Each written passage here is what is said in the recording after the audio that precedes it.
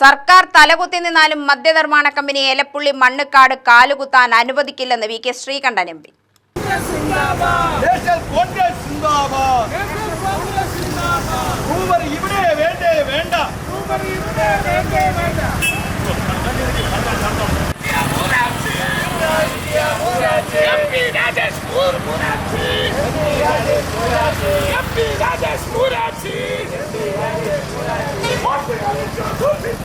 മദ്യനിർമ്മാണശാലയ്ക്ക് സർക്കാർ നൽകിയ അനുമതി റദ്ദാക്കണമെന്നാവശ്യപ്പെട്ടും നാടിന്റെ മണ്ണും വെള്ളവും കർഷകരെയും സംരക്ഷിക്കണമെന്നാവശ്യപ്പെട്ടും എലപ്പുള്ളി മണ്ഡലം Congress committee president D Ramesan പാറയിൽ നിന്ന് മണ്ണുകാട്ടേക്ക് നടത്തിയ ലോങ് മാർച്ച് ഉദ്ഘാടനം ചെയ്യുകയായിരുന്നു V K Sreekandan M P.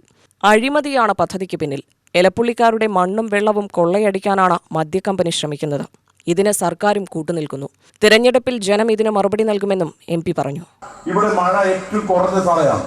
ഇനി ചിറ്റൂര് ബ്ലോക്കും അതുപോലെ തന്നെ മലമ്പുഴ ബ്ലോക്കും ഈ ജില്ലയിലല്ല സ്റ്റേറ്റ് തന്നെ ഭൂഗർഭജലം വളരെ കുറഞ്ഞിട്ടുള്ള ഒരു പ്രദേശമാണ്. അധികം കാലം നമുക്ക് ഈ വെള്ളം ഉപയോഗിച്ച് ജീവിക്കാൻ കഴിയില്ല.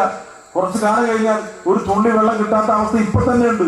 ഭൂഗർഭജലം ഊറ്റാതെ അങ്ങനെയുള്ള സ്ഥലത്ത് നിയമവിരുദ്ധമായി സ്ഥലം വാങ്ങി ക്രമവിരുദ്ധമായി ഭൂമി കൈകാര്യം ചെയ്ത് ഈ കോടിക്കണക്കിന് രൂപ കൈക്കൂലി കൊടുത്ത് വരുന്നവര് എന്താണ് അവർ ലക്ഷ്യമാക്കുന്നത്? ഈ നാട്ടിൽ എല്ലാവർക്കും അവിടെ ജോലി കൊടുക്കുന്നവരാണ്. ഇങ്ങനെ നമ്മൾ ഒരുപാട് കേട്ടിട്ടില്ല. മണ്ഡലം കോൺഗ്രസ് കമ്മിറ്റി പ്രസിഡന്റും വാർഡ് മെമ്പറുമായ ഡി രമേശൻ അധ്യക്ഷനായി. നൂറുകണക്കിന് സ്ത്രീകളും കർഷകരും മാർച്ചിൽ അണിചേർന്നു.